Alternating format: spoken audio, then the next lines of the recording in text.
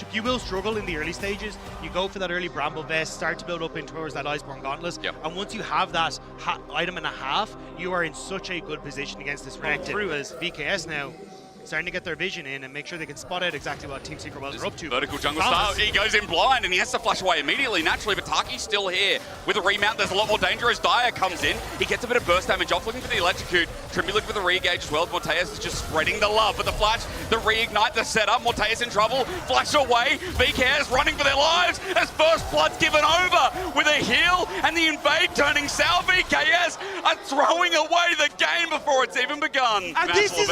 Histo's going to see Trimby walking towards him, close to the smite range.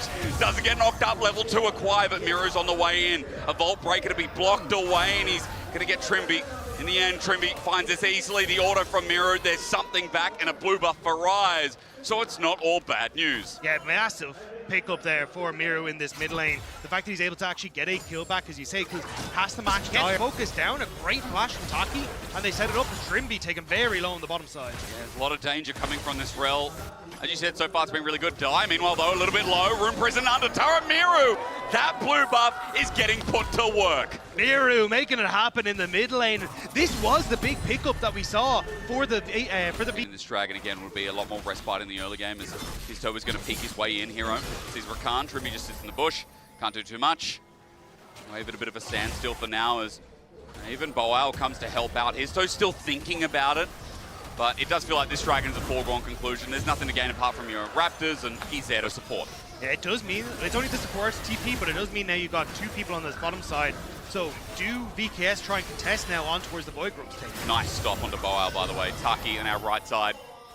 Boal was just backing egregiously on a control ward, so his tempo's slowed down a little bit. But triple grub, you don't often say, is easily going to be taken here by Secret Wales.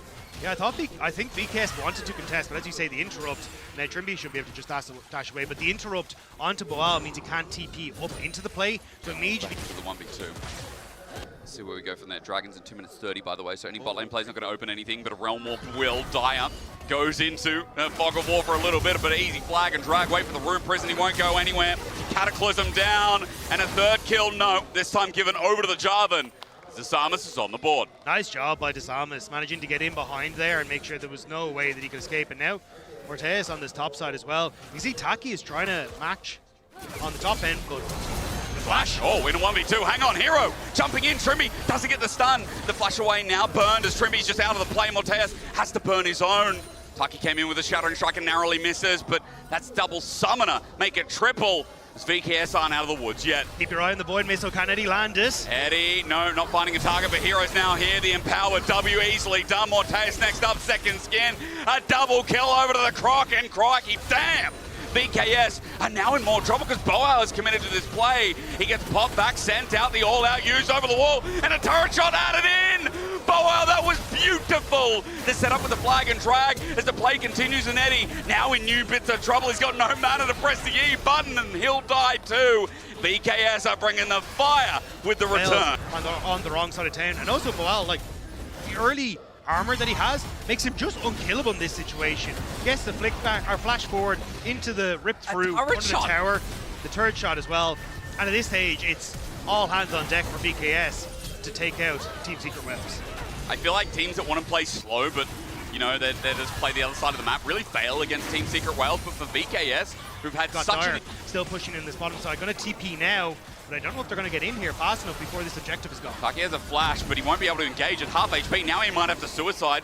Already goes forward to reset the summoner. VKS pulling off it at 3k though, is still now imminent potentially. Histo needs to hit the eye, it's there in front and he's taken it! Vault Breaker in, looking for the engage. Eddie repositions the back of the fight, and Desamus is down first. Trimby went in, but just to die, while the Renekton was juicy meat, but you can't eat Crocodile today. Instead, try and eat Eddie, who flashes away. Set up from Boal, the all-out, the true damage, waiting for that to come in, because Cassante, no! He goes up, Boal went up, and Eddie went south. Miru sets up, a flash away from Darius. History re-engages. Not only did he steal the Herald, but he just stole away LTA. For now, you can see this is where the choke point they want to try and make happen. Hero is moving towards it though. Boal has been burst out by Dyer a little bit. Taki with an engage. sets up the Magnastorm. Eddie jumps in. He's been charmed for the time being, but look at the burst as he flashes away. They need to kill the Kai'Sa for VKS. They're getting shredded apart, trying to jump back in, but Eddie survives. A double kicks him off, and Team Secret Wales, they can do this in their sleep. Hero had a great flank there, which denied Morteus the opportunity to actually get the flank. Fans excited to see them on the world stage, and if they could take a win here against the LTA in day one, it will be huge for the LTA. Well, goodbye chances of starting a fight. Bolt breaker in, wrong place, wrong time, sets up the ulti, the dive. Classic Team Secret Wales. Heroes under turret, taking 2 shots, but it ain't like before. A charm up while Mary starts firing away, but between 2 worlds, sends VKS to the wrong one. It's a trade in the end, a good shutdown, yes, but now mid turret's exposed. Team Secret Wales have 4 members, and there's only 2 of VKS, as Baron sits there waiting for its victor. Yeah, Miru. Not much to do except for Miru just to try and get this objective bounty on this turret bot, and as Baron gets taken, we'll move to 12k, we'll move close to it. Team Secret Wales are covering this as best they can. Samus is also here. Dyer gets over the wall, but Amira is going to take this turret, so shortens the goal a little bit here from the Red Bull Baron power play. Like decent wave clear. It's not fantastic against the potential push here from Team Secret Wales. He's trying to bait it. Eddie does take the bait into Miro there. They were lying in wait. It finally pays off. Eddie's down. The Samus with a shutdown. We go from 11 to 10. That's a really nice pick from VKS, because now you can see that with this turret, it will go back up. But still, it is a very minimal Baron that is not even breaking into the base, as you'd expect. So they are still in a very strong spot. But again, we were kind of saying like 3 items coming through from Morteus is that sweet spot. Seconds now, the Baron's going to spawn, and these mammals are going to kick it off. Immediately going to start it. And Disamus. Well, there maybe goes the steal. Yeah, I thought Jarvan could maybe face check it, but that's a lot of damage. He cannot face check it. Yeah, we have confirmed. The death book, or the death note even, it is really difficult for VKS. I don't see a world where they're able to hold on to these towers, and then it's a Nexus defense against an Elder Dragon. Flash in from Taki, sets up with the Magnastorm. Miro goes golden though. He's a little bit deeper now, the turret's gone. They've got nothing to lean back on. Between worlds sets them up nicely as well, and the re-engage. Finally getting it done. We waited for 10 minutes for the LCP to smack LTA once more. And Dagda, they'll run through for the first win of Swiss stage to tie this up in a neat bow. It was slow until it really wasn't as Team Secret Wales crashed down on the VKS and the hopes of the LTA cell.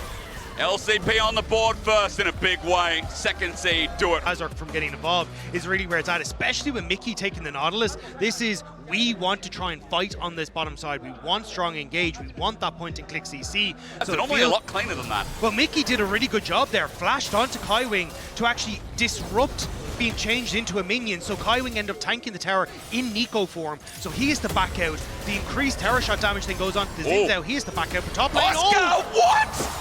Driver just exploded. Now Gen.G getting a nice little invade here. Razor going to see if he can get the smite.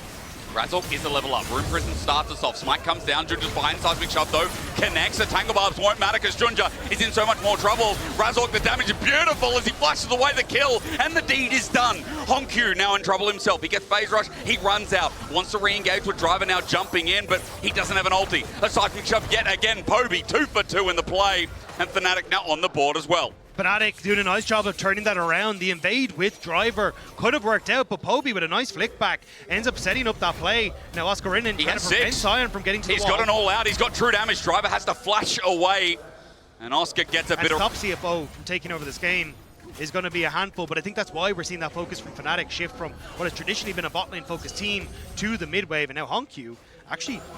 Poby is going to surf it up though, and he's okay. And no flash committed. Razor comes in. As you said, cease and desist, the flick back. Still not enough damage. Honkyu thinking about it, gets phase rush, walks it out. The resilience of this man not to press the D button was big. But it does mean Fnatic have control here, and the interrupt on the reset has to flash away. But that's going to be the pressure on top side and the Void Grubs. Wait, Seismic Shot comes already, flashes away, Poby at max range! He stares Junja in the face and says, now what, bro? The plays around Fnatic's Poby are picking up pace here as Mickey now doesn't actually get away. Driver doesn't really have the damage, I think, to chase But he it down. just ulted Mickey, waiting for a stretch line to come through. Mickey has the flash stretch lines, Riptide's out. was also that Razork could get a grab too. Right, because you've got the early Dragon for themselves. They do have a lead for Doggo that they can look to play through, even using the barrier there to prevent his reset from being interrupted. And now he can start to put pressure on towards other lanes. Like you can see, turret plates are gone and, oh, hang on. All out's going to come through. True damage is nice. Driver running for his life. There was a solo kill before, but now there's help from Gen.G. Oscar and slowed down. Flip comes out. He dashes away, and there's a bit of space created with a decimating smash. Oscar's gone too far. The shield out. No, never mind. It's Cassante, and Oscar manages to save the day. And that's the flash down on Gen.G now, which for if you have a Dragon fight upcoming, or even those next Rift Trail, but hang on, here we go. Rumlock does calm out. Poby sets out the rocks in place. Pop Blossom as well. Turret aggro not there, and the damage isn't either. It's a rise. Razork also shows his face. True Shot Barrage flies near, and Driver also TPs in. This is what I was going to say. CFO, he's already becoming a bit of a problem. And you talked about it in Champ Select. You don't really have anyone that can kill us. Poby. Oh my God, a melee range. Poby! Driver does it again. Both his kills are now solo bolos. Pointing. Spotted out on the path down to Dragon. CFO started this for good reason, but Driver at half HP with no ulti. Fnatic think they have an angle, but Upset, he is low on mana. Take that node as Dredgeline kicks us off onto Gen.G. Still have his Crescent Guard up and available, but he's going to back away. Wind becomes lightning, doesn't do anything. It shows Fnatic that he wants out, and Razork is going to equalize the Dragon, even after that solo kill bot. It's a good bluff from Fnatic. He's just unkillable when it comes towards side lane. He's going to heal so effectively through that every time you go for the trade. And then when you get to team fights again, it takes so long to take him down as Doggo just able to step away. Mickey's been good with the angle of hooks, but sidestepping has been clutch. I mean, CFO showing why there. Some insane players. Depth charge on Gen.G, but he just launches in. Razork is by himself. Pop Blossom in the meantime is a two-man. Tangle Bars becomes three, and Driver has them lined up, ducks in a row. Fnatic came in just to go. The flash away from Oscar is blown out of the water, and CFO made that look effortless. Fnatic end up completely separated in the fight, thanks to that Nico ultimate. And Gen.G just saying, I'm going into the pit. I can 1v1 Razork easily. Now you get the objective, you get the fight, you're getting towers. CFO might have just blown open this game. The 3k gold lead already going across. Doggo has already got a 1.6k gold lead. So any sort of like Caitlyn in a trough does not exist. And even that's over. We're just going to look for the top trade instead as CFO, like, cool, we'll just handshake the mid tower instead. Which is important as well when you have a Caitlyn. That control is crazy. Lead as well, but deep vision's going to pay off so much, and it's not just outer turret, because outer was taken with ease. Now Honkyu's going to drive it right towards mid, and that's going to be gone. Inner turret at 18 minutes of the game is Upset, just has to back away. Poby's going to teleport. They're turning this into a play, but Mickey's already dead. He Dredgeline too early with the Weaver's Wall lining down mid. CFO already half out. Honkyu is covered by Driver's decimating smash. That's Razork now found on an angle by Gen.G, and I feel like Fnatic are crumbling at the seams. A decimating smash. Poby with a good flick back, but Kaiwing will not perish. Gen.G now his angle has re-entered onto Upset, as it just goes from bad to worse for the European representatives as Doggo flash after the ace in the hole. Poby gets hit, and if there was another one, he would be dead. This is some Chad maneuvers coming out of the LCP reps. I would have said it's a sigh of relief for Upset that he didn't go down, but it's more desperation at this stage. Everyone of Fnatic tries to jump on the mid wave, but CFO were just too strong. Arcana's not started yet. Fnatic know at least that much, but Control Ward is making it difficult for them as Driver steps up, caring not. If Razork Vault Breaker's in, then what? You know, that's the problem. It's like, Upset, when do you get Serelda's Grudge? When are we there? I don't even know if it matters, man. Yeah, I mean... It's the problem with Sion, right? You need something that is a good tank killer, and you just don't have it, and now Razork costs. Good flank onto Gen.G, flash away Driver, point blank. Doesn't find a knock-up, though. Oscar in him walks it out. That's the one time that you're happy as a European fan that Driver didn't get too much, but Arcana still started off, and CFO healthy enough to play this charade. The Driver is still able to just control this area again. He just does not take damage. And for Fnatic, they're trying desperately to buy access to the river, but they're fighting on two fronts, both towards the tower and the Driver. They got a flip, they got a seismic shove. Razork just flashed away, and that fire wanted it engaged. Driver's the one that got flicked back again. Damage is null. Fnatic receiving the wave. Good Dredgeline onto Honkyu. Seismic shove. True Shot Barrage. It's good with an exhaust, but again, they need to find a kill. Razork decided to go in and die. Okay, send it again. Now onto Driver with the dredge line. They're finally killing the Scion. They've done so, but a flip up from Gen.G, and he finds a new lease on life. Driver on the back line gets Fnatic nice and busy, but under the turret he cares not, as that's the best result for the third seed of the LEC, but it still looks a bit too hard. HonQ got the reset to teleport in, so healthy members on CFO and Fnatic blinking when it comes to some of their health bars and their mana bars. It'll be just a viewing party as CFO take the Atacant. All right, let's throw the play a third time into the midst. See what Fnatic can do. Oscar Rinnan at full HP. Again, the Realm Warp comes out after the Atacant, but no one takes it. The main thing is CFO got the Atacant. And right now, so you can see they're not even going to bother. They're just going to let them have this third dragon and hope somewhere they find the damage. But I just don't see it coming again. Like 2 items only for upset, 2 and a bit for try and go for these like cheating tempo plays to get vision down, because CFO have already established themselves on the top side. At least with that bot lane tower structurally. Not overextending, constantly playing off of where they need to be on the map, setting up their vision correctly, and they're just not letting Fnatic have a moment to find a pick. Like this, I mean, Razork sets up control ward. Okay, there's Gen.G, goes back from Tribrush, Vault Breaker. Ghost as well. Mickey wants a hook onto HonQ. They say, hey, we found him. Let's get the mid lane. A seismic shove as well. Everyone launching in from Fnatic. Their pick with upset setting the True Shot barrage. A shutdown to Mickey's unfortunate, but a shutdown nonetheless. Now Driver's isolated as Kaiwing wanted an angle, but he's not going to be given it. Driver ulti's out, and Fnatic, there's still life yet. Fnatic find the pick. Doggo wasn't there to be the catalyst to try and help out afterwards, and now CFO backing away. Baron potential on the cards for Fnatic. But I don't think they have isolation. enough. I think you talked about it before, Dagda. There is still a way. And we discounted this game just because of how CFO have been playing with the seismic shove around mid lane. The CFO disrespect with the dredge line coming in as well. There's danger. Gen.G at half HP, no flip back, and Poby's getting good poke damage with the threaded volley. There's no dragon to move to for Fnatic, so it'll be sticking on midway for the time being, with them having control over Baron Vision. Yeah, it may have looked a bit funky from CFO, but it's a good call to keep this mid turret alive. That is true. Using those ultimates, you know the Fnatic don't think they're strong enough to actually go for this. Make the LCP undefeated on day number 1. It's only the start of Worlds as good. It's getting me giddy dagged up with the Rune Prison as well, and with Mickey maybe getting caught out.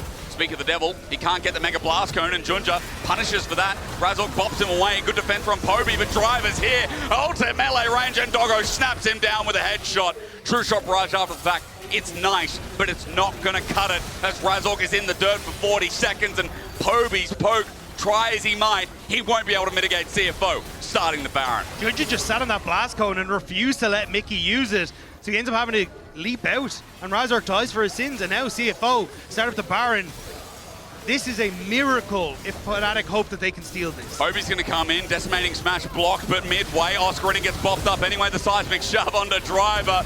It's getting more and more tanky. The Bing, he's alive as Oscar flashes away. Meanwhile, Pop Blossom, mid-realm warp. Away goes Oscar. He manages to shield it out as HonQ gets shoved away. Poby's trying to stop the advance, but Gen.G says no. The Crescent Guard and Driver going for another spin. CFO have brought the game back into their favor again. There is nothing that Fnatic can do. They're getting chased down. They are putting everything they can into this Scion, and he will not fall. CFO Razork, flashy break Q onto Doggo, but there's a decimating smash behind him. Razork thinks wrong. All out comes in. Doggo's in a bit of trouble. Okay, over the wall. Oscar gets the shut down. But let's not forget, this guy's become a bit squishy. And Gen.G likes that 2v1. Pack your bags as Gen.G puts another one in the basket. And that's going to be Chemtech Soul. The wayside once again. This game looked done. There were a couple of picks. And then we just return to the scene of the crime. He's sitting 6-1-6. It's been a fantastic debut. Exactly what we expected from CFO. Gen.G now just moving into position as well. Inner turret under fire, and Fnatic struggling to clear the wave. It's Poby who's doing the most work right now as Upset's just trying to deal with mid. Exactly, HonQ pushing in this mid lane. We're going to make it very difficult. Oscar Rinnan trying to play around the trap line, but... He sat on one. Headshot. Oh my god! That's the tank! He's such a good boy, and Gen.G is too. Everyone's getting praise on this CFO roster. There's a Realm Warp taking 1 minion into the base. He's going to enable and engage. Ace in the hole hits upset. Pop Blossom hits 2 for the final moment. Poby about to drop the greatest of some time. Ain't today. It's Honkyu as he runs in with the rest of his team with CFO looking to finish this one here. They didn't even bring Driver along for that. He ended up bolting out of it. He didn't want to come along for the rides, but it's a victory lap. It feels like for CFO. Not just for CFO, Dagda, it's a victory lap for the LCP on day 1. 2-0 is the kickoff. And CFO, we said they're the best of this region. They damn well put their money where their mouth is as they kick Fnatic in the jaw. Side apart from this Yunara, so finding ways to enable her is your best setup. And you got your answer. We asked at the start of this, is MKOI going to play these side lanes heavy, or are we going to get this front to back? We got the front to back. We got the super. A bit suspect, even if he does get the wins on it. So the Lulu, I think, caught KT unaware. That's why you go for the blind Braum, expecting something like a Rel or an Alistair to really come good through. point. As you said, engage is best. Speaking of engage, it's Elyoya. Okay, he's got a Cataclysm up and available, and Peter's caught out in the river. Cuz here to support, but Cataclysm comes down, enables Jojo. Cuz has to flash away, but the dunk for first blood from Jojo. Super runs into Docdam. Okay, he sends out the Arc Light of Judgment. It's set for Elyoya to get another knock-up. Whittling away is Docdam, running for his life. Smited down, barriers there. Super wants to be in range. Elyoya tanked it up. The Arc Light was close to a kill. MKOI almost at 2, but Elyoya will survive the ace in the hole as MKOI hit first. But the fact that Elyoya took so much tower aggro means they can't actually go for the objective. MKOI will be able to push out this wave, but it will be KT that are getting these void groups. It is a big objective to take away. We've got a lot of power in that Rumble, and a Caitlyn as well. For KT, it is a meaningful win despite the kill. The flip back though, Mirwan's going to all out. Perfect, that's a flash away. An ulti for a summoner here in the isolated 1v1. I think answer for what was taken. I guess they thought they were going to kill Docdam, and they thought with that, okay, no Caitlyn, and then we can get Grubs, and you're right, that small inch of a health bar. Plus the fact that Elyoya took 2 turret shots really hurt them in the end. So Dagda, 3 Grubs versus Dragon might be the call here because Elyoya's already taking it. And Cuz obviously resetting, is going for his bot side clear. So there is an objective trade and maybe a kill as well as BDD. Never mind, he gets phase rush, he gets out of it as Alvaro makes the move. The Lulu ganks are a little less threat. Want to go for the Scuttle Crab, but the second they see all 3 members on the top side, they realize they want nothing for it but damage. One Super jumps forward, he's got the Canmine, steps in full transcendent! He's transcended Docdam for the solo kill! The Kraken Slayer doing work, and MKOI winning out of the bottom. Slow, pops the ult, and there's nothing Docdam can do. Holy damage. We're doing it again though. Elyoya's back down. The Arc Light of Judgment slows him down. Docdam's dead again. Super at 2 kills. I see you, Europe. And that's the Feats of War picked up as well as now MKOI want to look for more pressure on towards this bot lane turret. KT trying to defend. Trying, but can they is the biggest question here. There's Galio on the way down. 4 versus 2 it would be. And Orianna quickly behind. BDD needs to get there faster. Super is still doing so much damage that anyone steps up. The turret under fire. Peter puts up the Unbreakable at half HP. He's happy to step forward again and get that attack speed buff down. Cuz is just going to have to go back to his camps. The minion wave is cleared, but Super so close to taking down first turret. Yeah, he still wants to keep up the pressure on this bottom side. Docdam is making his way in here, but I think still MKOI should just be able to brute force this, if not just move over towards the Dragon as you see the pings going down. And Docdam just needs to kind of sit here and hope that he can hold on, but he feels scared underneath the tower. Peter's hovering around mid, so you know that Docdam's just isolated. You got full vision of him. Super's trying to deny the wave, and Docdam all of a sudden is 30 CS down. I was right before I said 30 CS, and Super's made it a reality as Dragon's going to go with it. MKOI are playing this early game fantastically.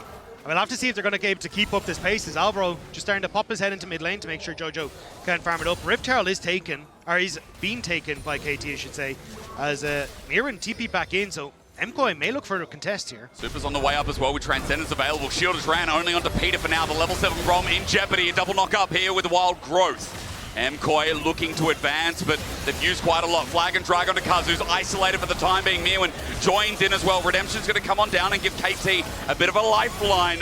Jojo's just getting out of there, looking towards bot, while Docdam doesn't want to join. That's the thing, it's an empty threat from KT. They have the Caitlyn in the bottom side. It's a 4 versus 5, and they're still trying to contest onto this. You look at where this Galio is, just hovering with that ultimate available. Jojo wants to jump in. If they find a fight, it's all for naught here from KT. They're soft advancing, but a flash on at Cataclysm. And there's Jojo finally. Cuz sent packing. And now with the ulti out, Perfect's in trouble. Meanwhile, the side of the fight, Super's picking up kills again. The superstar on the right, MKoi on the left. And 5 kills to 0. KT have got nothing left. KT were trying desperately to keep MKoi interested, seeing if they could buy time for Duckdam to get some gold on this bottom side. And he will get the tower, but you've lost so much on that top half of the map. 5-0 for MKoi. And now Jojo moving down towards this bottom side, but Duckdam's already got away. Got to really ask ourselves, how much for KT is that going to be worth it? Good noticing there, Dagda, as Herald goes down. Even though they lose the blue, are defending the space relatively well, especially as BDD move down towards that bottom side to push out. It means that now MKoi have to move Jojo across. Stepping up. Oh, hang on. Knockdown went up for this. Peter misses the ulti. Super kites it back.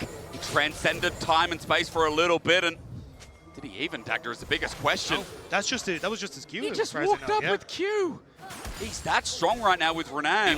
Dragon going down there to teleport from Mirwin. It's going to be slow from Perfect if he decides to enter. They go towards mid anyway, but Mirwin's now zoning off the choke. Jojo on the other side.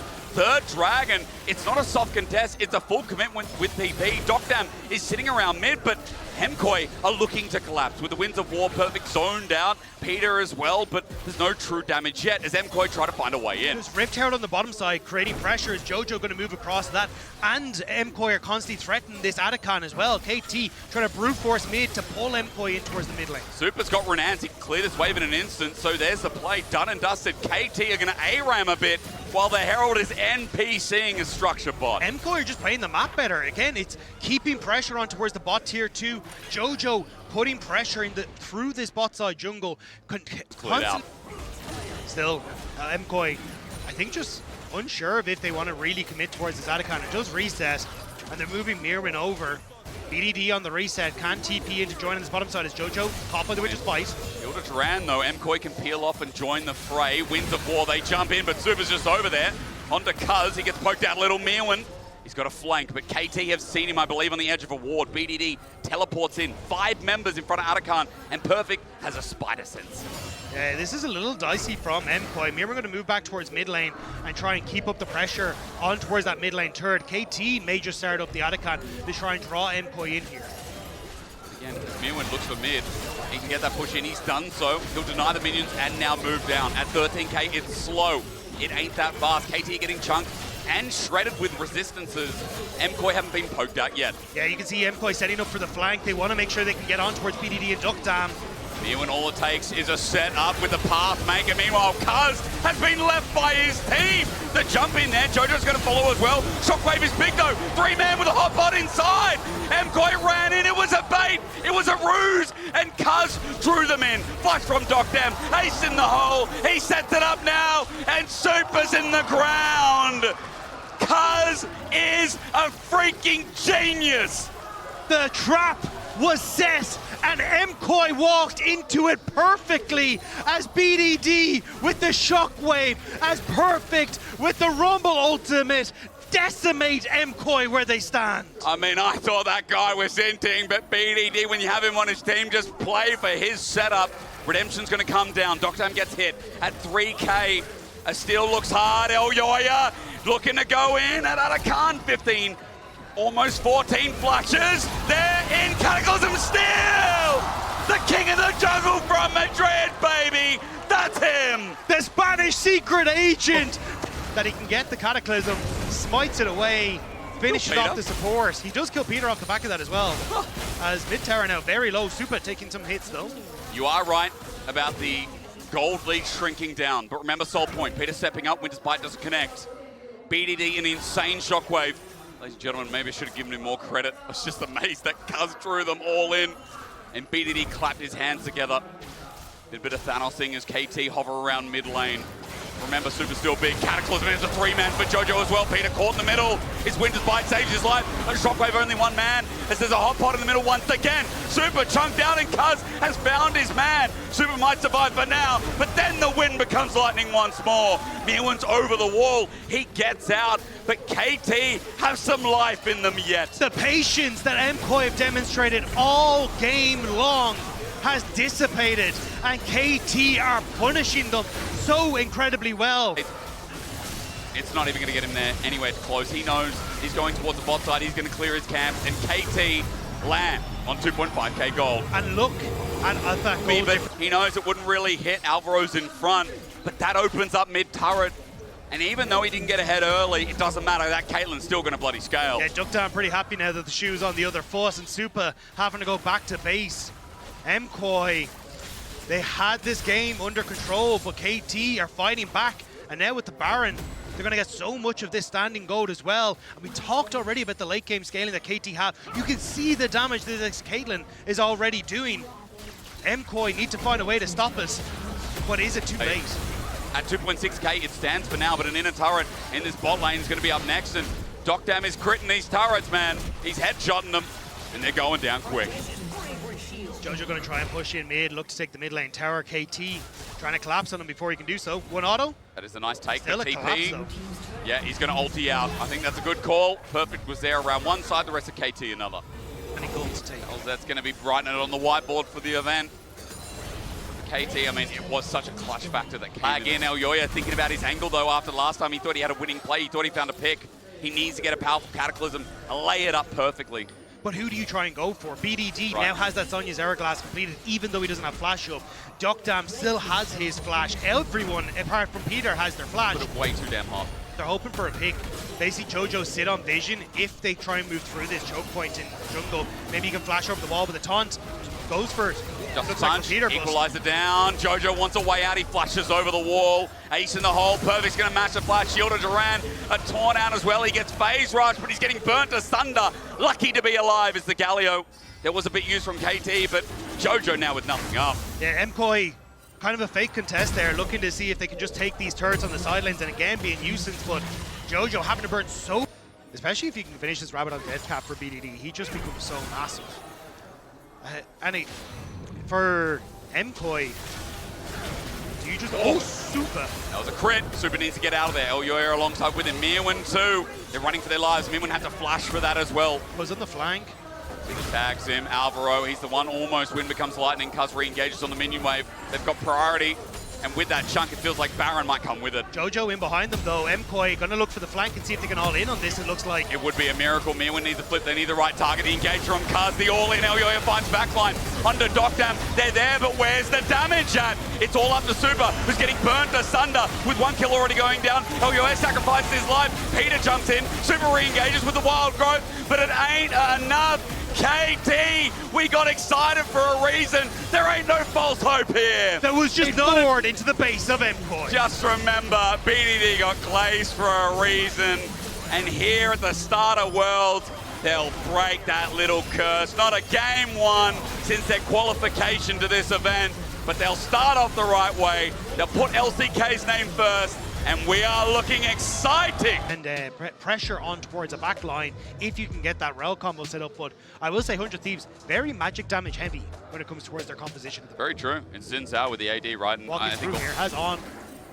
He's on a ward, he just doesn't care, he's walking in, as you said, on there, and Wind becomes lightning. Blue buff is now shown out, ward down. A steal, no, a flash instead for the engaged. Blue buff goes over, but for River, can he get out alive? A flash match, but 1 HP. All it takes is an auto, and it's from on the heel out as well. Beitwan, the flag, just out of range. River survives with the prize. River gets the pick, and also still didn't get like some of his other camps as well. Didn't end up getting that Mating smash. River's coming up top. Maybe a kill here for 100 Thieves. Dokla's a little bit low. Bin's trying to get the wave with him as well. He tunnels out, and that's just Rek'Sai things. Yeah, Beitwan up in the area as well. Means that 100 Thieves can't really look to follow. Ayla, getting a good trade back here though. Isolated 2v2. The trap is down. Ayla walks around it, repel up, and Thieves are going to survive just fine. They know that both their push to jab on the bottom side. FBI doesn't really have much damage at this stage and hasn't ticked over to level 6, so Gen.G trying to play off it. Repel up, hang on, Quid sets up between worlds, on close to death, he gets bursted. First blood to 100 Thieves, Satchel charge out as River's in danger, but he gets a kill before dying himself. Now Elk might get one, but as he flashes away, he's got numbers against him. 100 Thieves on the board first, nice fight. Nice pick onto the support as well. And his only end up losing their junglers. Bin, what is Bin doing? BLG, I don't know, question that man. Question mark pings across the board, to be honest. That was a series of unfortunate events for the BLG side. 100. As grubs go down as we try and recover from what Bin just did. And it's triple grub game. It is 100 Thieves. Positioning with the Aurora, and she's going to reset. I think she's just got her first item completed. So we're going to come through, but Ayla's base checking by himself. FBI wasn't there, and nor was River. A bit egregious from the Australian support as he goes down. He ends up kind of messing that one up. You had the reset coming through for Quid. You can see just finished his Liangu's Anguish, and they're waiting on that TP to come in. So BLG were looking to isolate by shifting people down to that bottom side. They're covering the potential dive from Thieves. Oh wow! Flash Cocoon, melee range. Elk flashes in as well. One more auto though. FBI getting away is criminal. Call them. And he even goes the wave to clear it. Thieves have found their matchup that they want, which is Quid against Nice. So now they're feeling a little bit more confident. They're starting to put some hurt on Dawn. FBI also went for the gun first rather than something that's a little bit more scaling, so this is nice. Anger from Ayla as well. Meanwhile, though, Quid in a 1v1 versus Knight ain't winning out. The flank turns bad, turns salty as the ground laid beneath them. River, though, stays alive for a damn long time, but Elk stands and fires the big gun. Quid comes back alive as Knight couldn't really finish the job by himself, but BLG on the board again. Ayla tried to find the flank, and 100 Thieves thought with the collapse they might be able to pick off the squishy Elise. 100 Thieves here behind, and River looking for a steal. He's got a blast cone as well. FBI also with a nuke, but Smite comes down. It's late. River comes in, and is it better late than never? That's the biggest question. BLG are willing to turn. When becomes lightning is good damage. Ayla also with the engage, but 100 Thieves, a bit of a commit here, and there's no trade on the other side of the map. No, BLG. Again, they're holding the gold loot. It's not what a lot of people, I think a lot of people when they see LPL, they're like, LPL's always going to fight. BLG here, they're going to find picks, but right, maybe they don't have to. Quid, might have to pop the ulti, the weirding outside, the jump doesn't connect, and ulti comes through. Quid escapes, H1 drops the Cataclysm though, as Knight's going to look for some turret damage. And that's all the BLG really want here. Force Quid away from the tower. You're going to have 100 Thieves trying to make their way in on pause. That's a busy He's nowhere spider. to go. He's up in the air, yeah, there's no drugs. Nuke down, and FBI gets the kill from Collapsing afar. better and on. This is kind of the stuff that he get caught out on, trying to take shots. Especially very sus on him. Gets a bit of off texture, you know. Rips can start Dragon. In fact, he's just going to take it. So for 100 Thieves, not only do they get the pick and punish the enemy support, getting that Dragon, making it one apiece. The Dragon may have been a bit of a diversion, as they should be able to crack the mid lane turret. And if you now as BLG are able to access side lanes thanks to this, it's going to get very difficult. That top lane tower is already gone. They can potentially drive this into the bot lane. You got to bend it like Beckham. Hang on. Ooh, and it's he's got it. He's got it. All right. Beichuan, midfielder for sure. As BLG, there's no Dragon down here. They're just holding River control again and letting Beichuan step up. And just using Knight here as a threat with the Weaver's Wall to completely isolate him. Yeah, Dokla stepping up with his turret. Lucky to be alive. He's hovering over the fact that 100 Thieves were nearby, but the Tower turret's going to drop down. River looking for a tag, but he's poked out instead. So now the turret's gone as the trap set on by Quid. 100 Thieves can't step up to the plate anymore. BLG walk away with an objective at hand, and meanwhile, FBI has just teleported in. But there's a turret here. 100 Thieves are grouping up, and there's not much to take. Yeah, 100 Thieves are looking for more, but BLG is going to be able to back away. 100 Thieves now maybe looking to see if they can brute force this tower. But there is wave clear from Knight. I mean, brute forcing is hard, especially when you've got the range poke and the pick potential. Cocoon doesn't land out. The ult, the ace in the hole, hits Ayla instead. 100 Thieves straight away. At 10k though now, Atakan well underway. 100 Thieves need to nuke this with FBI. It's possible. River needs a big steal. BLG just going to throw it in the air, maybe. At 6,000, it's more and truly aggroed. If 100 Thieves can keep this up, they might be able to steal it and bring this game into their favor. 2,500 gold be damned. Just going to reset. So 100 Thieves, again, patient, back away. They're not trying to overforce and give in to what BLG want. BLG essentially want them to try and come through these choke points in the Atakan pit, and that's where they can set up but surely gaining the ground that they need to keep people separated. Dragon now going to be started up, and they're going to continue this push. X-Gate angle from River's not too bad, but for BLG clumped up, they now send another Weaver's Wall to make him bomb down. River's angle though, that's what I'm looking at. As Bin's tanking up the damage for now. 100 Thieves going to bring in Quid with the teleport. On vision for the time being, that ward in front of Dragon paying dividends as ace in the hole onto Ayla. That's their engage. Maybe gives BLG a chance. There's still a potential at 3k. The Dragon in front of Beichuan, not stolen, and he'll die with it as well. The Cataclysm has been separated from the team. Dokla zoning out BLG. He's getting poked out though with a snapping gate.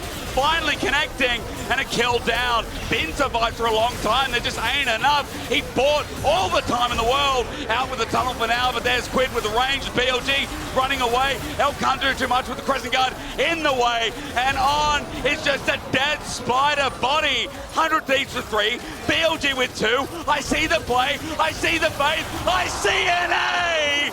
A triple turns into an ace, and the long con patience paid off. To take down Bin, to keep themselves healthy, but Beichuan, he wants to steal. I mean, I've seen El Yoya steal this earlier on.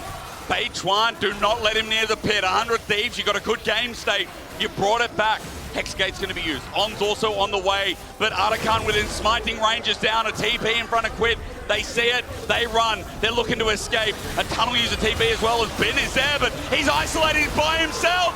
FBI rampages over the Void Queen. Dokla doing the same, sends the ulti. Knight fails the flash, he can't escape either. And the 100 Thieves are playing the heist of a century. Hit, thanks to that damage. Now they get the turn on towards Bin, and Dokla again, even in his passive form, forces everyone in this game. They've brought this game back. They're a dragon ahead. They found the fight. Ayla do not get caught out now. Shattering strike. And he crashes down away. Elk. Bomb away. Quid the same. Quid the same. The assassination. Meanwhile, FBI firing away. Beichuan went in too deep. On's caught out as well. Does NA believe? Where were you when the LCS's third steed is taking games off of the LPL's #1? 100 Thieves, take a bow! They lost the VKS, but they don't care about the LPL first seed. Nah, it's just BLG with a Baron now for the taking. What the hell is happening? NA miracles are happening. The 100 Thieves heist is continuing. They were doubted coming into playoffs. They ran the gauntlet. They got to the top spots to represent the world stage, and they're taking Knight out. Whoa, smash down Knight, put him in his place, Quid. You tell him. I think he's too far up. He's up far. He's going to be spotted out by War. That's Quid on the way in. Ayla as well as the engagement of the level 16 Aurora. Forces the ghost out of the Caitlyn. Beichuan caught out here anyway. Bombs down again. And Quid is 8-0-5. They talked about this guy putting on the last hurrah for the organization, who is in their last stages of hurrah from the LTA as well. FBI takes a big chunk, but there's more where that came from as Elk gets hit hard by FBI too. 100 Thieves, they got in a turret. They're now looking for more bot as this Red Bull Baron power play is definitely away. 4,000 gold for them. 100 Thieves want to go out with a bang to blow the doors off of Worlds and say, hello, LPL, we are here. Slort double decimating smash. Dokla sets it up nicely. And here's the man in the jungle to send it away. Knight gets out this time around, but look at the gold that's once again given over. 7,500. LTA's thirst. Like, this is prime position for 100 Thieves, and H1. He went for the invade here, but FBI's near there. Mega Inferno bomb, bouncing bomb. What is that guy doing? 0-5 on the Jarvan hit. And caught out. I mean, that once again opens up another avenue. There's 35 seconds left of the Baron. There's no jungler for a flanking play from BLG. And while River gets Dragon, top is the next if siege. they move Dokla across, I think they can just dive the BLG members under the structure. Knight's going to use the wall defensively, trying to pull off this last Baron wave. He does so successfully, but not all the minions are taken away. Dokla not going to take much damage here off the side as he zones off for a BLG. River is getting mid by himself. At the end of that Baron power play, it was like 5,000. Spectacular team fights that have been the core of 100 Thieves' identity, and BLG just look like they have no answer for them here as Elk spotted Quid. Yeah, he is. Quid pops between worlds, bursts him. One shot, Ayla contributes. The burn, the auto is enough. A bit of an overcommit from 100 Thieves, but who cares? They're so far ahead. There's a cocoon, but On is also caught out. He repels up. He's looking for a target to get away. Beichuan has to command, but with that, he's sealing his own death warrant as well. The first LPL team is getting bodied by a couple of risky Thieves. There's a shutdown there, but meanwhile Knight has to flush away from Dokla, who's under a turret, who's destroying the best mid laner of the East right now. Flush away, no. Dokla just soloed Knight. 100 Thieves are in the base! 100 Thieves are about to take down BLG in China! Listen, there's nothing.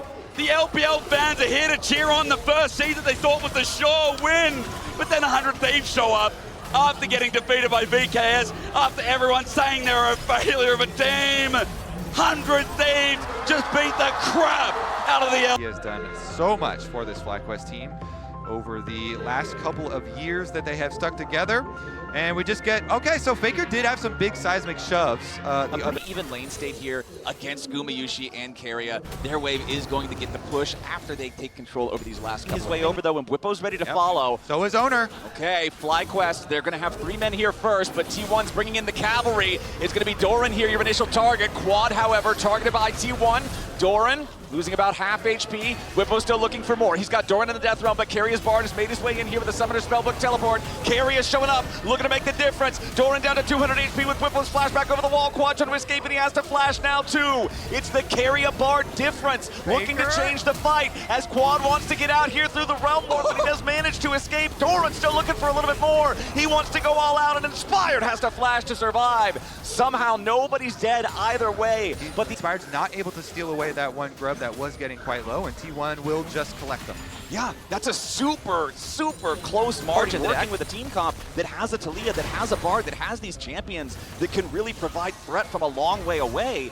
And T1 could be in a good spot to set up some good turret plate money farming now, but Faker's gonna get caught out here with the Tangle Barbs. Busio locks him up a little bit, but Tempered Fate guarantees that Faker is not gonna die here today. This is support gameplay. May the best support make the better plays. You know, it's actually really cool to see what we can get in this game. And Whippo's Brush Camp does get Guma's ult out. Yeah, Guma puts a lot of damage back into Whippo, though, Doran up in the top side in the meantime, as Busio ready to follow up here. Gumayusi now in some danger. The Death Realm has been unleashed, and Whippo's going in after the T180 carry. Gumayushi's about to get taken out, but he gets away on a magical journey. Whippo's chase is overdone, and it's first blood to carry his bar. Oh, Whippo just used his Q on the other side of the tunnel. Gumayusi was just drawing him in. So they get the kill. That is 1 kill for T1. Looks like, Xayah down. But here, the barrier goes out, and then he takes the magical journey. Like, he got out of the Mordekaiser ultimate. Because a lot of first items are completed now. Doran has his Koenig Rookern to lane against Whippo's Mordekaiser and make him much more effective. Now Keria is using the Tempered Fate on Inspired here immediately. Stuns him into the wall with a Cosmic Binding. Nobody else on T1 is close enough in time, though. So they're just going to get a little chunk of damage. That play on the top side with everyone. Owner's trying to make the most of it with a blue steal.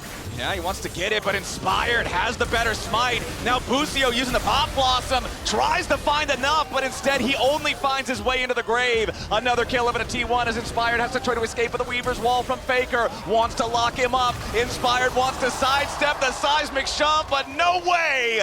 3-0. Okay, so 15 seconds until the Herald spawns. Both junglers got those first items completed. Masu versus Gumayusi here in the mid lane. Guma down to about 30% HP. Void Seeker knocks him down to 300. Masu, however, also losing his HP down to 400. Flashing away from the Tempered Fate, recognizing the game. The Herald is spawned. Yeah, Inspired's doing that right now, but he's 0-1-0. No plays made. While Owner goes for another one down here in the bottom lane, looking to maybe take out Quad, who goes for the Realm Warp to escape. Busio coming up to try to help him, but Keria is also here. Redemption comes down, and Quad is dead. Faker taking a kill on that one as FlyQuest want to try to find something else back. It's Masu moving forward, trying to cut off the escape from Keria and Owner, but they go on a magical journey and they're already getting away. FlyQuest are too slow on the move, and Inspired is caught by Doran as he tries to take the Rift Herald, and that's almost a kill, but Inspired gets away there as the third Intoflo strike won't connect. Now Faker looking for maybe another kill here on Busio. Whippo wants to help him. Tangle Barbs won't hit, but the flash into the Death Realm. Whippo wants Faker, but he is denied!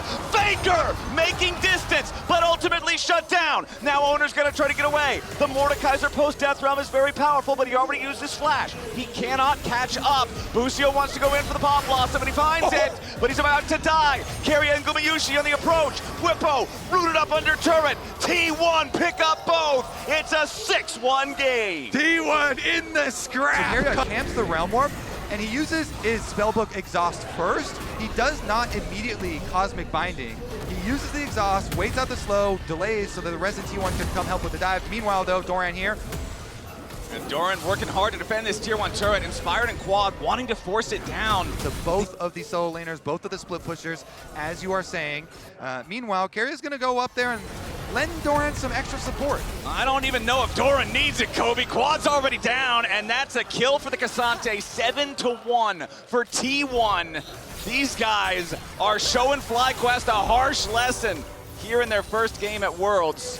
T1's warmed up, like you said. They already got their practice in. They are ready to go. They certainly are. A lot of these skirmishes, a lot of these side lane plays, even with Carrier throwing out some of these cosmic binding splashes, it doesn't matter. They still find the kill in the end.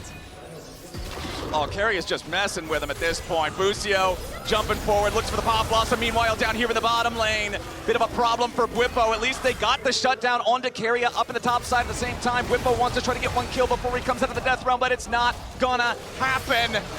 The grasp can't quite find the kill. 2-1-3 on that pick. Still deathless for Owner on the Wukong here too, doing very well into this Jarvan that, remember, was first picked for the side of FlyQuest and Inspired, the playmaker, right? The player of the year in the LTA. 0-1-0 on the Jarvan, has not been able to find those angles, not been able to find those plays in these first 20 minutes of gameplay. Yeah, I think a lot of them have been just team pressure from T1 and outperforming in the skirmishes, and now it's resulted in all 3 of these outer towers down Flower, so there's not a lot of room to work with for FlyQuest. The map is quickly going under T1 control.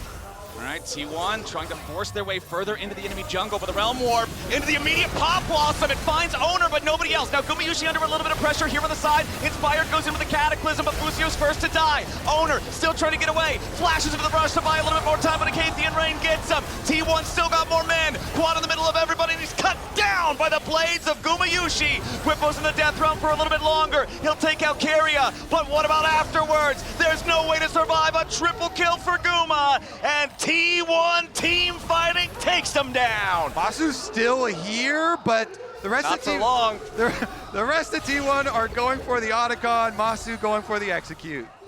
Yeah, Or getting for the escape. Yeah, maybe he can get away, He's actually. good. All right. Well, as long as he doesn't greedy recall and get stuck somewhere. Yeah, he's chilling. Meanwhile, the Otacon, as you can see, being taken by a Faker and Guma.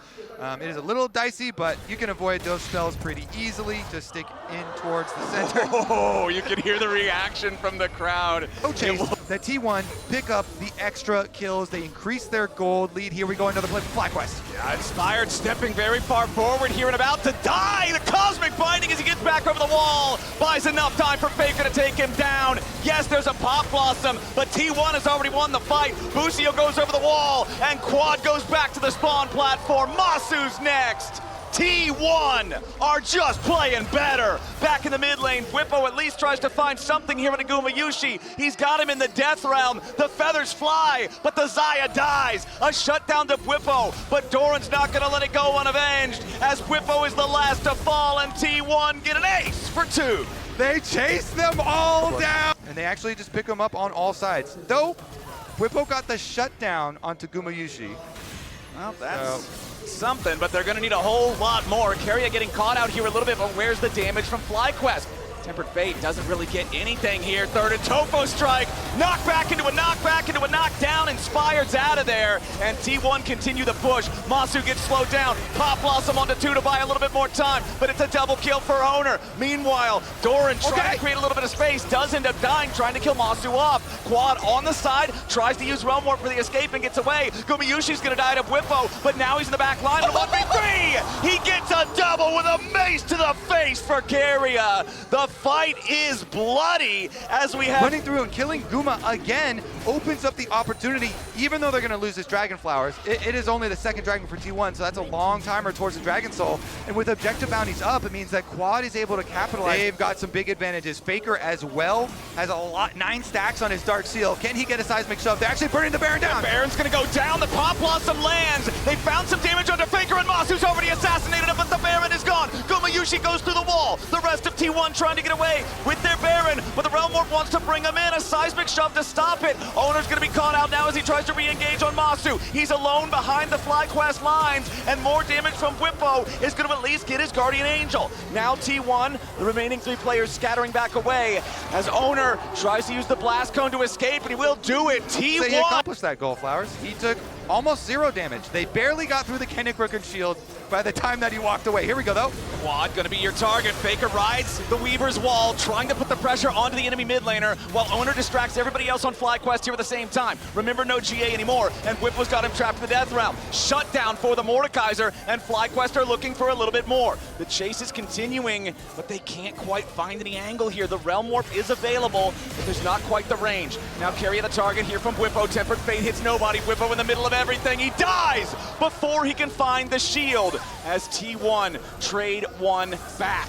Now another seismic shove, not gonna hit Inspired with that one. Masu looking for an opportunity to fire off here with a Kaisa, but he cannot get close. It's so dangerous up against Faker's Talia. That was great from Carrier, just using his own T1 to answer. But now, the Dragon. Okay. Dragon started by FlyQuest, but immediately responded by T1. Another seismic shove, this time on Busio. Pop Blossom with no value. Chemtech Drake over to Gumayushi. Doran trying to get away. Busio at 100 HP. Gumayushi still looking to step forward. Nice shove there onto Quad, but they aren't going to kill him here just yet. Seraph's Embrace shield keeps him alive. Realm Warp on the defense. Masu's going to try to get away with that as Inspired uses EQ to get over the wall. Now a teleport coming in from T1. It's Doran looking to cut him off at their own tier 3 turret here in the bottom lane. The Weaver's Wall delays Quad and Masu, and now Doran stands between them and safety. Whippo's trying to help out his team as Quad looks to turn it around. They found a route on a Faker, and Quad takes him out. FlyQuest continues trying to get away, but Owner has arrived. His clone, Cyclone, kills Inspired, and Quad barely gets away over the wall. Owner's still looking as Whippo has to flash. Masu continues to run on the third, and Tofo Strike doesn't hit, but T1 still has the push. T1 chasing them across the map, and now they're inside the base. Flowers finally. 24 kills to T1, and they will be able to take the inhibitor. Inhibitor number 1 is down, and T1 is not done. Mid lane tier 2 turret, the next target here, as Doran's just gonna step forward, start putting the autos into that one. The rest of the team is right behind him. They'll shove up this wave. The extra power, those void grubs that we talked about earlier, allowing them to just bulldoze these structures. And again, Whippo in some danger. Does have the stasis to keep himself alive this time, so not another kill for T1 here just yet. Tier 2 turret remains alive as well. Lucio, before that, just 15 seconds until the next Baron spawns, and it's T1 with immediate control over the area. FlyQuest want to step forward here, but Doran's doing a great job being the space creator, being the one who prevents anybody else on FlyQuest from stepping forward towards Gumayushi, towards Faker, towards anybody, and FlyQuest really have to pick their moments carefully on how they want to step up. Busio clone walks past the control ward. No seismic shove to find any value here just yet, but the Baron is spawned, and T1 is ready to start it up. Dorman and Carrier are going to be running interference, and Owner and Gumayushi just melt this thing. Weaver's Wall won't allow FlyQuest anywhere near it, and T1 has already claimed the objective. Now Whippo's got to try to stay alive. Pop Blossom finds Faker. Gumayushi's already killed Busio. Masu flew into the back line, but he crash landed, and T1 tears them apart. FlyQuest thought they could take that fight. They thought they had to, but T1 would not let it happen. It's a clean ace, and they're on the game-winning push. Yep, Carrier takes care of one tower for his second, and the rest of T1 arrived to finish the job. FlyQuest had a tall task, and they could not stand up to the moment. T1 prove why that number 4 seed. Directly into him, but Rek'Sai with the obnoxious top lane healing. That's going to be the choice instead here for Flandra. This powerful just meatball that will blast at all the minions with your Q, as you say, get a little harassment while you're doing it. And it's just so confident because Peanut has split the map, taken away the jungle on that side. They leave behind multiple wards over there. Tarzan, of course, you can see on the split screen. In the split jungle, and everybody mid! Immediately they go for the gang. That's what we're talking about with the Jarvan, the EQ level 2. Shanks on the run, but the light's here as well. HLE chasing in full, but Tarzan and Kael are ready to try to help out their teammate. Shanks healing back up to 200 HP thanks to the potions. HLE looking for a little bit more, but there's the Tangle Barbs. Tarzan knocked back over the wall, but Zeka's in danger! First blood over to Shanks, and anyone's legend respond to the level 2 pressure, and they do it beautifully. A spear in the back. Go over and check. Peanut, after the early kind of failure there from HLE on the first play, has decided, you know what, we're going into farm mode, try and farm right back up. I mean, it's kind of hard to continue trying to be super aggressive and make plays when both Peanut and Zeka and even Delight all had to spend their flashes to make that play, and they still lost 0-2. Like Shanks has no intention of walking a whole lot further forward, as now down here in the bottom lane, you've got Zeus going all in, looking for Kyle back in the mid lane. It's Shanks under pressure here yet again. If at first you don't succeed, try again. HLE. The right way. Yeah, now is where you say, all right, now mission complete. We did it, team. Forget about the first attempt and all that went down, but they did get it, and they're doing it again. 3 people. It's a teleport up topside from Delight this time, and Jarvan's coming to gank as well. 3 for Flandre. Okay, Flandre trying to get out of here, but it's the flash into the pulverize, into the headbutt. EQ combo from Jarvan, and Viper gets hand. If Zeus wanted to commit the teleport to get right back down to bottom lane, or try to maybe use it for a void grub play, does just immediately commit down here to the bottom side. Flandre trying to get away, does escape that third in Tofo strike. Of course, still probably wouldn't have been any mortal danger since Zeus does not have the all-out ready to go yet. Topside push is gained here for AL, so Hope is able to push the wave in, allowing them to move over, but Flandre's here first. Zeus has no teleport, so Flandre has tunneled his way all the way over here. That's going to give them the numbers, and HLE are like, okay, fine. Yep. And that's kind of what I was thinking when I saw the teleport from Zeus down to the bottom lane when there was only 20 seconds on Grubs. It makes it a little bit difficult to try to fight for those if AL's on top of it. Delight with the Hex Flash over the wall, and Delight is not in a very good spot, okay? Looks like it's beef for dinner. Feet of Warfare claimed for AL. This jungle invade, though, it's moving quickly. It's a Realm Warp over for a dive. Okay, it's been 3-man plays all game. How about 4? Viper taking a kill credit yet again. Grand Starfall from Tarzan is not in time to try to save his teammate. And yeah, Shanks even going to use the teleport, getting a nice early Drake stack going on. Yep, continue the sack. Should be effortless for them. They just had a reset timer for Viper. So Viper here, as they said on the desk. Because of the fact that Zeus was in the bottom lane, because he didn't have the teleport, that means that the alone time they end up getting in these side lanes on these turrets, when they get the picks from overloads, they're not able to take the plates as fast. But now Kyle looking to maybe catch out Peanut. He's in the middle of 3. He's in the enemy jungle, and he doesn't want to be there. He goes the EQ out, but the spear over the wall plus Flandre's damage executes him. DPS and to take this thing out without the rest of the team needing to show up. However, Peanut, Viper, and Delight all heading over. Teleport also coming in now from the side of HLE. Dragon at about 60% health. And anyone's legend. They've still got control over the area for now. Another TP coming in, ready to reinforce HLE. Drake down to 3,500. Tarzan putting a little bit more damage into it. Delight gets bound up. There's your Pop Blossom. Finds its way onto 2 as Kyle has to try to get away, but the Hex Tech Drake has already been secured by anyone's legend. Viper goes on a killing spree. Tarzan goes back over the wall, and Viper goes in. The killer instinct of the HLE AD carry is ready to rip some heads off. It's a triple for Viper. It's about to be a quadra. Flandre takes one back, and Viper takes revenge. It might have been a Drake for anyone's legend, but Hanwha Life Esports get 3 for the knockup to set up Viper here. So he got Hope initially. When you think about how this team has struggled after their initial explosive start to the year with winning first stand, even in the games where they've had problems, even in the games where it looks like they might be losing, it's Viper who puts on performances that ends up clutching it and turning the game around. This is the guy that they can count on to be that shining light when the rest of the team might be underperforming. Fortunately for him in this one, it's not like the rest of the team is underperforming, right? You look at Delight and you look at Peanut, and they both have 100% kill participation. The solo lanes are doing just fine. Splash from. Well, HLE will finally get the last little bit of damage they need on this top lane tier 1 turret here. I feel like generally you want to make sure the enemy team does not have their tier 1 turret in the area where Otacon is before you begin. The Otacon can make things very difficult, but HLE are now going to start up that objective.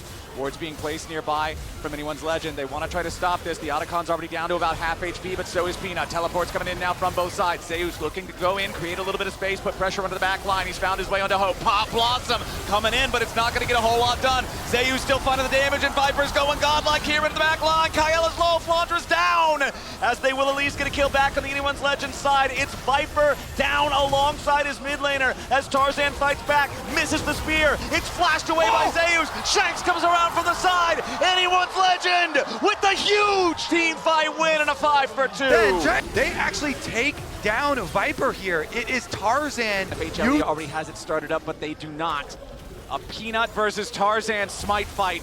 Sounds like one way to determine how this game is going to go from here. That is an unreasonable amount of tunnels down there for Flandre. Oh, yeah, that's okay. That's way too many. All right, that is pretty funny. I'm not gonna lie, you got me there. Anyone's Legend. HLE both squaring off around the Dragon. Peanut's gonna get caught by Flandre here off to the side. Dragon loses some patience, resets slightly, but now Delight's looking for some kind of an angle here for an engage. The Drake goes over to Viper, but immediately the defensive Pop Blossom on Delight to try to control him. Anyone's Legend have taken out the enemy support, but they need more because they've lost the Drake. Zeka wants to turn it around, but Shane CC bursts him down. Double kill to the Nico of all people as Zeus, Peanut, and Viper all try to get away. Tarzan wants the Grand Starfall to try to get something back, but he can't quite get the distance in time. AL collecting kills, collecting more flower petals with the value with their Otacon. So even though HLE do get the Dragon, AL will be pretty happy with the extra gold afterwards, take down the tower for 3 minutes until the next one. HLE say, you know what? We're not going to actually wait. We're going to clear the vision on Baron and teleport out to it to apply some pressure first. AL currently are soaking both side waves right now with both Cassio as well as Rek'Sai. So Flandre is pushing, but HLE are forcing the issue. They want to get that teleport out. They're just going to burn. This is a really risky thing. They're going to look to take the Baron. It is secured by Peanut, but now AL's coming in to look to take the fight. The light gets bound up here by the Tangle Barbs over the wall as Shanks is now going to be the target. Viper jumps in with a killer instinct. He's already found Shanks. Now he's found Hope. It's Viper. Fangs bared, looking to win the fight. He finally drops as Tarzan and Kyle try to fight back. Zeus and Zeka need to take down the Pantheon, and they'll get him. Kyle, the only one to try to escape here as HLE claims the Baron. The EQ from Peanut already lands, and so he goes through stun, lands the EQ, opened it up there for Viper to go through, and they barely defending. Tarzan making his way down here, but it looks like Anyone's Legend going to decide no, it's not worth it. Trying to protect that tier 2 turret. We can let that one go. So as soon as that falls, going to climb the gold lead up to about 4,000 again for HLE. And the problem for Anyone's Legend, Kobe, is that the Dragon is spawning right now, right as the Baron ends, and it means place down that vision and make sure that HLE isn't going from an early Baron. Okay, there's a moment here where Flandre has to teleport back. That teleport is a decent amount of a cooldown. Shank's actually opening up some room for him though. Miasma's used. Okay. Small cooldown. Redemption coming in. Zeus takes a little bit of damage. Delight tries to counterattack here. Finds Shanks immediately into the stasis there for the AL mid with the Pop Blossom. Also creating space for Anyone's Legend. The targeting everywhere. Zeus the first to die. Flandre's grabbing the kill. Anyone's Legend's gonna run over the fight. Viper's gonna get all the way out of town, and Delight is dead too. It's 3 kills over to AL. The attempted flash for the Unara W to take out Viper misses as Viper continues retreating. Flandre goes in. He tags him with a Prey Seeker, but the Rek'Sai ulti had already been used. There's no execute. Peanut's in the enemy jungle. He's all alone behind enemy lines. Another Twin Fang connects. He wants to... What? Wanted to Hexgate. Oh, I was trying to Hexgate, but the poison ticked on him and he couldn't act. Out team fighting him and earning a Baron as a reward. And Kobe, look at that in the top left. Viper's the going. Dragon timer is also just about to proc, and that's where Viper's heading. Yeah, he's going to burn it down. And since they're going for the recall, I think he gets away. It's just going to be Nico support. All right. Just finish it, Viper. Kyle's got to try to stop him. I don't think it's going to... Unless he Pop Blossom steals it, there's no way! He got it! Kyle with the miracle steal! The Pop Blossom to steal it away as AL now goes after the enemy AD carry. Viper's in some danger, trying to get himself away. Tarzan coming around on the flank. AL looking for more as Zeus wants to try to buy some time for his carry. Flandre still chasing after the Kaisa. Zeka about to die as the Seraphs only keeps him alive a moment longer. Delight will be your next casualty. Tarzan takes him out with the spear. Viper still running, but he's running to the enemy base. It's a 2-for-1 that favors Anyone's Legend alongside securing the Hextech Soul. And here he is again, the man with the plan who went all in, and he made it happen. Let's get a look at this siege. We gotta live in the present, and presently, Anyone's Legend is forcing this advantage straight down. We'll see if they can actually get some value there. Hexel providing some nice value already, and they get a flash. Yeah, that's big. Flash off of Zeka's rise. So that mobility now eliminated. Zeus going on a, what? think was an attempted pincer attack. Now trying to turn around back onto Shanks, but now it's Kael forcing out the early stasis from Zeka's rise. Flandra buying time off on the right while Zeka continues to tank damage. Zeyu's gonna be the first to die as Hope continues firing after him. Secures the kill there for the Unara, and it's right 5 seconds before the Baron spawns. You talk about how fast these guys do the Baron, well now HLE aren't gonna do anything about it. Yeah, I think that one might be the nail in the coffin. The Elder and make a miracle. That is their hope. AL though, they've got the Baron, they have the extra player advantage. Put your hope in Peanut for a big smite here. Anyone's Legend. Just go for the fight. Anyone's Legend, just go for the fight. There they go, they're diving in. Delight's gonna be the first target, and he already lost 80% of his HP. Unbreakable will not live up to the name. Shanks puts the slows in on Peanut, and the rest of the team is ready to follow. Miasma keeps him close enough, and he cannot use his Cataclysm to buy any time. Now into the Petrifying Gaze onto Zeka. Anyone's Legend just cleaned up 3 more. Zeus has respawned, but now it's only 2 players alive on HLE. They're trying to make a catch onto Shanks as he teleports in. They find some good burst, but he's still got the stasis. Kael defends him. Kael goes on a rampage. Anyone's Legend looking to push down mid and win the game. They're gonna do it, Flowers. Should be easy. Tarzan's looking for one more kill onto Viper, but it's actually going to Hope. And Hope stands tall for Anyone's Legend. It was a brutal 41-minute battle back and forth between the number 2 seeds of the top 2 regions at Worlds 2025. But Flowers. Yep. Super duper standard here. As far as their front to back, you know, Xin ultimate create a lot of space, Sion create a lot of space. And meanwhile, push here in the mid lane against the Azir. Topside Hansama versus 369's Aatrox. 369 not struggling against the range at all there, as Broken Blade and the Brav juggle hung around a little bit, but bringing him down to 200 HP, not even forcing any summoners or. Well, let's see. This wave is about to crash in, and as soon as it does, Kanavi is going to show his face. Lebrov goes for the grand entrance as Hong tries to get away. Broken Blade wanted to get something, but all he gets is first blooded. Then they hotfix, kind of reduced to the late game buff, but we may get more harassment on the bottom side. But level 6, he goes in right as he gets it. Right as he gets it, he gets Cream's Flash. Exactly what you usually want to see the Azir go for, because then you can get the repeat gank once the Shurima Shuffle is back up. Kanavi and Cream, though, making sure that Lebrov doesn't try to do anything else here, as Caps is down to about 500. They know this is coming. They're reading it. They've got Skewmond and Lebrov on the way. Broken Blade 6 also. Okay, Jackie Love might be in a little bit of danger here. Has to flash away from the decimating smash. Kanavi only level 5 here on the Trundle. There is no subjugate. Broken Blade gonna get caught by the tether, most likely. No, but does manage to get away. Skewmond down to about 50 HP. Broken Blade, 200 on him. Very low health bars on G2, but everybody survives critically, and there's no more minion wave. Oh yeah, Kanavi, a lot of damage he was able to do to Skewmond, and Skewmond flashed already. Oh, Hong's trying to go in and get the root. He finds it, but Skewmond is so tanky here on the Xinjiao with the Drain Tank ability. It's not gonna matter. He does finally drop. Hong still taking hits from the minions from the Gleaming Quill, but he continues walking away. Top Esports, after all is said and done and the dust settles, they still get another one. Yep, smart stuff from Top Esports, and another nice early game lead for them. Kanavi getting level 6 here off the Krugs as well. Now the Azir still has that playmaking tool, so Cream's got to be very careful that he doesn't immediately get follow-up ganks soon, as Kanavi, since he had everybody else around here, it just means that he has free access to this first Drake. It is not a fast first Drake whatsoever, just shy of 11 minutes, so even if they start a strong Drake stack, it'll still take a while to get to the soul, but now Kanavi is once again down here in the bottom lane, once again looking to pose a potential dive. Jackie Love and Hong continuing to shove these waves up as 369 has to deal with being outnumbered by G2 up in the top lane. At the same time, Broken Blade crashes his ult into the turret,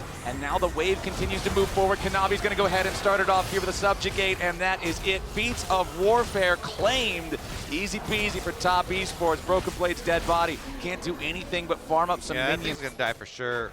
And I don't know, like, he got chomped and, like, instantly ulted. I don't know about the ult so far from BB, but okay. 369 fighting back with a World Ender up here. Yes, he was ignited, but Aatrox still staying alive, surviving here with a 1v2.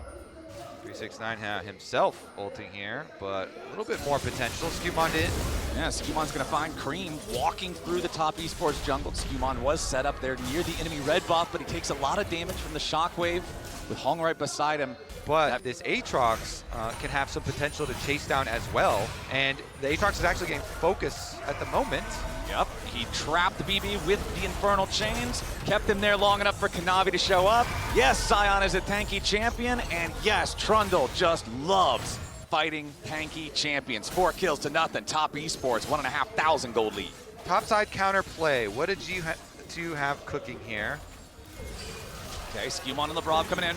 Cream probably gonna be your target there, goes in for the grand entrance. Defensive shockwave. Lebrov still locked up underneath the turret, but Cream goes down. Skumon and G2 are on the board, but now Skumon and Caps out to try to get away. Defensive ulti coming out from the Xinjiao. Hong trying to lock up Caps. Shurima Shuffle's not gonna work and Caps is dead. Now G2's in a ton of danger. Kanavi's coming around on the side. Skumon staying alive for now, but 369 needs a little bit more damage. Lebrov with 200 HP. Lebrov chomped down. G2 have lost all but a single man. It's 8-2 for top Esports. Yeah. Right after 15 minutes and 48 seconds on the clock, so a pretty swift take on that one. Meanwhile, the top lane tier 1 turret for G2 just barely standing, and Caps knows as he sees the announcement that the Rift Herald has been taken and he's next to a nearly dead turret, he could be in very grave danger, so he teleports away, does not want to get caught out in that one. The Drake now begun by G2. Yeah, I think it'll be finished by G2 as well, so they do get that objective. Of course, the tower on top side is going to go down. I mean, Flowers, you can't help smile. You know, it is fun when Jackie Love is going to, you can try and do that. But, it's looking good for TS at the moment. They're going to Rift Herald. They're going to go for this tower. Yep, Kanavi will drive that one in. Easy money in the pockets of top Esports. Now more than a 4,000 gold lead. You can get a good Unga Bunga shockwave, maybe. Somebody gets in there, so. Now, Hong has found Bunga, is that here in the river. This could be a problem for Lebrov because the teleport's coming in. He's already flashed. Does have Battle Dance to get over the wall to Caps, who's waiting for him to guarantee that the support can get away safely on G2. That was definitely a scary moment for Lebrov, but the flash into the Caps waiting nearby and the brush play was pretty good for them. It does buy Broken Blade also an opportunity to take the tier 1 turret here in the top lane. Top Esports have already taken 3 turrets. G2 hadn't had any, so this is important in trying to close that gold gap here a little bit. They do close it a bit, and no teleport on 369, actually directly on the Otacon, so G2 do have good vision to try and fight this. Yeah. Cream would have to teleport in, there we go. Yeah, this is an audacious Otacon start, but it's what top Esports are going for. They're 3,000 gold ahead. G2's got all 5 men nearby. Otacon down to about half HP. Kanavi and Jackie Love still putting the work in onto it. 369 trying to keep everybody else distracted. Caps goes in. Flashback out from 369. The Otacon down to 3,000 HP. The Aatrox keeping everybody distracted now, but he's got to be careful because he's in World Ender, but he's got no flash. Everybody from G2 piling in on 369. The Aatrox won't die fast enough. Sterix Gage pops to keep him alive. Broken Blade is already down. Everybody on G2 is eviscerated. 369 with one last Deathbringer stance. Rips the life out of Broken Blade and stays alive himself. Jackie Love chases forward with the auto attacks. It's an ace and an Otacon for not a damn thing. Please come over here. My team will get the Otacon and I can stay alive. I have plenty of healing. Redemption. They have just been in control. That was lore accurate Aatrox taking on all challengers, and he's not done yet. However, he does need to be a little bit careful here. Beautiful interrupt on the TP. Broken Blade wanted to join the fight, but Kanavi denies it with the pillar, and that makes it so easy for 369 to just walk it off there in the top lane. G2 is trying to make these plays, but top Esports are countering. Yes, they are. Great map movements again from TES. Now Hong, though. Hong knocked up by the grand entrance. However, not quite dead. Finally shut down. Goes over to Han Sama. Flashback out from Kanavi before decimating Smash. Can potentially give G2 another kill. 3rd kill of the game there for G2 with the pick on the enemy support. It's the whole team. Yeah, Skumon was like, do I stay around to try and smite fight this and just steal it and run away? No, no, no. Those Hex Gates are active.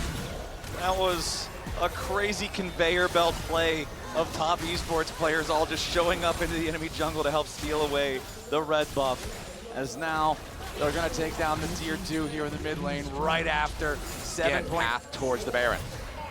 And they're trying to clear out the vision, but G2 have some lingering wards. They walk up though. Hanwha immediately forced to ulti defensively. Jackie Love wants to go in, he flashes to the side. Hanwha all the way back away with the defensive flash from his Caps with a massive Shurima shuffle. Jackie Love is down, and Top Esports might be in some danger. Caps is next to die. Cream back over the wall. Double kill to Kanavi. It looked like Caps might have found the miracle that G2 needed, but Top Esports do not believe. G2, they got the best they could have got. TES take the main objective. It's not going to be the fastest because Jackie Love did die. And passed not only the Rakan, who charms him up and sets him up for Caps to go in, but because he goes in like that, Jackie's going ham in there and getting melee range of everybody. But the Aatrox and the Trundle are just destroying them all while everyone's chasing him around. 369 aggressively ulting up here. Yeah, Cream and Hong, you said it just then, they both got away with 100 HP at the end of that fight, while Jackie was the only one who died. Imagine if this wasn't a 7,000 gold lead before the fight, right? That turns into 3 kills all of a sudden, and you do have your miracle moment for G2 where you turn the game around. But Top Esports have built such a lead, such a commanding advantage in this game, that even that big move there from Caps was not enough. 9,500 gold lead now, Drake's 2-2. Top Esports with Red Bull Baron power play here for the next 2 minutes, looking to break into the enemy base and maybe just end it. They've got so much momentum here as Kanavi just trying to force Lebrov back, make sure they keep this jungle dark, make sure anything outside of the base is pure danger for G2. Kanavi is legendary, both in the game and out of game. And here we go. Broken Blade is about to drop, but he does manage to get himself away there with the ulti. All the way back into the fountain with the Scion means a suspicious lack of front line for G2. So no way to defend the mid lane inhibitor before it falls. Top Esports going to take that lane first and now put their attention up towards the top side, as G2 brings all 5 men up here to try to defend it. Meanwhile, Kanavi in the enemy jungle, stealing away the big red buff. Post-Baron giving it to everybody on the team. Jackie, defensive ulti there on the Yunara, making sure that he doesn't get caught out by Skewmon. Here comes your TP from 369, and now it's the bottom lane, your next target. Pillar there onto Skewmon, but not a whole lot else to get from that one. Jackie Love still in ulti form for a little bit longer, as the bottom lane inhibitor does die. And Top Esports are going to continue their push now with 2 enemy inhibitors down. The next wave is marching down the top lane, but it's not there quite just yet. Kanavi's going to hop on out to the enemy jungle. There's a Sun Disc in mid, but it doesn't matter a whole lot. They've still got the Baron for another 30 seconds. Broken Blade wants to stop this. G2 does not want to have a 3 inhibitor game on their hands. I love that Kanavi is having fun with them. He keeps channeling his Hex Gates right in front of people, daring them to stop him, taking it out, just walking back in, trundling around, as he does. Skewmon defensive ult trying to stay alive as Top Esports moves forward. Caps goes in for the shuffle. He finds Jackie Love, but where's the follow-up damage? Jackie dies, but so does Caps. 369 in the middle of everybody, still staying alive, and they finally kill him off. Broken Blade trying to get away. Redemption coming down, but it ain't gonna heal him in time. It's 3 dead on the G2 side, but they managed to take out the enemy top laner and AD carry at the same time. Can Skewmon and Hanwha continue to defend against Cream, against Hong, and against Kanavi alongside the 2 lanes of super minions? Hong and Cream are putting the pressure onto the Nexus turrets. Meanwhile, Kanavi takes down the remaining inhibitor turret to guarantee G2 are trapped in the base for the next 3 minutes until mid lane inhibitor respawns. Impressed with the way that they have played this out, considering their reputation at the past few international events, considering the expectation that a lot of people would have of them potentially having a throw here. There has been no such thing. TES now on the verge of winning their first game here at Worlds 2025. Caps wanted to go after Jackie again. Didn't quite get him this time, and that should mean the end of the game. Nexus turrets both about to die. 369 under a little bit of pressure. Here's Lebrov, charms up. Hong, they get that kill at least. Skewmon's gonna drop dead next though, as Lebrov and Broken Blade head back into the fountain. And the remaining 4 players on Top Esports are not gonna let them leave. It's Top Esports coming out swinging, 22-7. They'll take down. Instead, the extra movement speed. This can be very powerful. The more immobile characters you have, because it's kind of like what we were talking about last game with the bottom lane. Is the silver lane that's getting pushed in. Yeah, getting pushed in and now getting ganked. Kane immediately just jumping in there as soon as he gets the opportunity. Because the big deal is the solo lanes, excuse me. Oh, hold on, Kane's in some danger. Hey. PSG are going in for the first blood. Kane, it's first blood! Oh, to PSG! Go to Carson! They're gonna get their push in towards the Rumble. Again, Aja doesn't have flash either, so he's gonna actually get the quick little smack in the head from Canyon here as Keen and Chovy also hanging out. We've got level 6 on both the solo laners from Gen.G. Same thing though for PSG's side. We are going to full send for a Scuttlecraft. This is the name of the game right now. Duro joins up, only level 5 on the Braum. Karsa's coming around for the crab, but the public execution comes in from Keen. Gen.G, they're ready to go in after the enemy jungler. Heroic entrance comes smashing down. Karsa's getting away just barely. Canyon down to 300 HP. It's going to be another kill coming in, but this one goes over to Gen.G. They keep Canyon alive. The Wukong survives, and they take out both. That wave is going to get denied a lot. Those minions dying as Betty's pretty far away. Okay, it's on the Canyon minion now, so they're going to deny the Canyon at least. And since Canyon, the Wukong, is also here, the minions are dying. All that PSG can do is cry. This is so much to lose. Ruler's gonna drop the culling now just to further force them back. Defensive on the hunt from Betty and Woody. Meanwhile, back in the mid lane, Chovy's gonna be the target here yet again, trying to get himself away as the Swain ulti is used. Karsa tanks the turret and Maple gets the kill. So PSG, they're going to find a kill on the Gen.G mid laner, but at the cost of 500 minions and the tier 1 turret dying in the top lane as Ruler is about to get an absolutely massive paycheck. Yeah, that is a lot of denied minions on the top side, a lot of value there. Karsa and Maple even considering the idea. No, if Lucian is there, you don't care. That's the name of the game here for PSG. You do not want to fight if this guy is having anything more fun. Watching the world's best Lucian players play Lucian is always such a treat. As PSG, Karsa and Woody coming down to help Maple, going in after Keen, public execution, defensively trying to get away. He has the shield, but it does not shield enough. The feat of warfare is claimed by PSG, Kobe. Right. The individual matchup. Sivir is basically just on minion cleanup duty, and Keen is the target, Flowers. Okay, once again, they're just full sending the same play over and over. And it's over working. and over, it ends up working. It's similar to what we saw Top Esports doing in the last game. Maybe they will be able to craft their team fight here with all of their AoE. Okay. Duro just blocking anybody on PSG from stepping forward. Rip Arrow down to 3,000. Karsa wants a piece. Nope, there is no piece to be had. The whole cake goes over to Gen.G. And now they are ready to use that whenever they possibly need to. Duro steps forward. He's going to get bursted down before he can defend anything. Now Canyon's going into the back, but he's already been exhausted. There's not a lot of damage there. Betty back over the wall, but Woody is already dead. Chovy takes the kill. It's a 1-for-1. Ruler off to the side, separated from the rest of his team for now. Maple still here on the front line. Swain ulti still going. Still ticking. He's in the middle of everybody. He continues walking forward. Canyon and Keen and Chovy all got to scatter. PSG, they end up having the momentum at the end of the fight. Yeah, I mean, they burst down Duro immediately. He's not able to go Unbreakable to survive. PSG, charge onto the mid lane tier 1 here. Charge alone shouldn't be enough to kill it. Harrow getting distracted by minions though. Gives PSG an opportunity to try to DPS it, but now with the minions gone, there's your charge. Takes it down to almost nothing. Can finish it off. Gen.G taking out the tier 1 turret, and then they're going to take this second Drake of aim for themselves. Well, third Drake overall, second for Gen.G right now.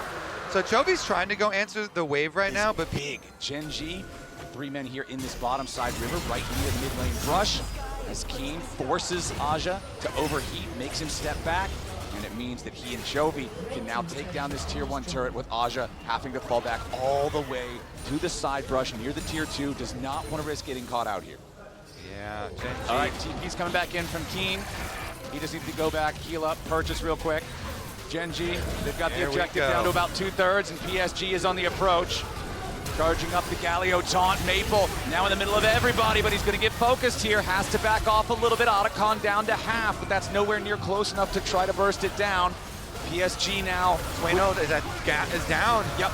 without the Swain ulti, they are at a significant disadvantage. Otacon pulled to the backside of the pit, has 2,400 health remaining, looking to burst that one down as Keen's going to distract everybody with the Grand Heroes entrance coming right in over the top from Chovy. Duro's trying to help him out. Duro's going to get burned down. Aja takes out Keen and Duro both for a double kill, but the Otacon goes over to the side of Gen.G. Betty and Maple trying to get themselves away from this one.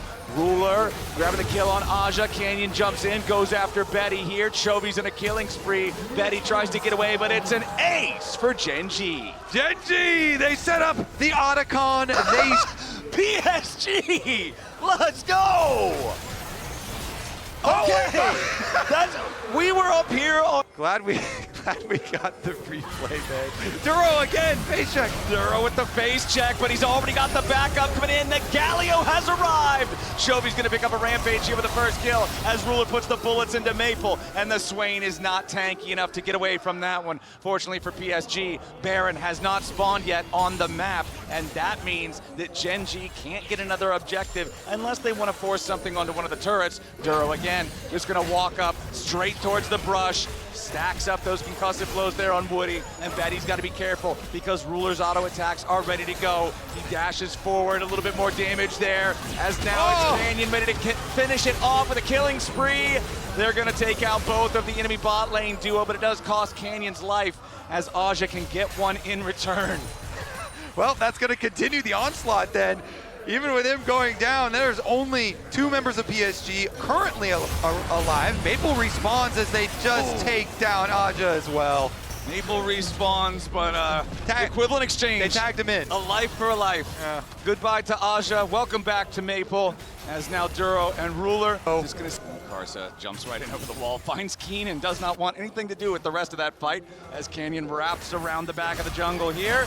And Woody and Maple are going to have to be a little bit careful. Duro raises the shield, and Canyon has already found the flank. There's the Cyclone into the Galio knockup we were talking about back in draft. Ruler's on a rampage. Maple is gone. PSG scrambling. Karsa's the next target. Nobody else dies unless Keen has something to say about it. He'll pick off Aja, and now Betty's got to try to escape. The Mbessa leads the charge, and Chovy's coming up right behind them. Betty and Woody on full retreat now, as immediately the follow-up is there from Gen.G. They're gonna find 3 kills. Only jungler and AD carry remain on the side of PSG as they have to go back into the fountain to try to heal up a little bit, and Gen.G will take the opportunity to knock down inhibitor turret number 1, to knock down inhibitor number 1, and the double teleports coming in to reinforce tells me they're going for Nexus turrets next. First Nexus turret under fire, but Betty's under more. That's Chovy dominating as the enemy AD carry is down, and Karsa's about to join him. Ruler's gonna pick up another one as the second Nexus turret falls. The respawns are coming in from PSG, but they can't even get up the fountain steps. Gen.G going for the end of the game at 27 minutes. Canyon might have died, but it will not matter. Gen.G come out strong and take their first win. Gen.G here.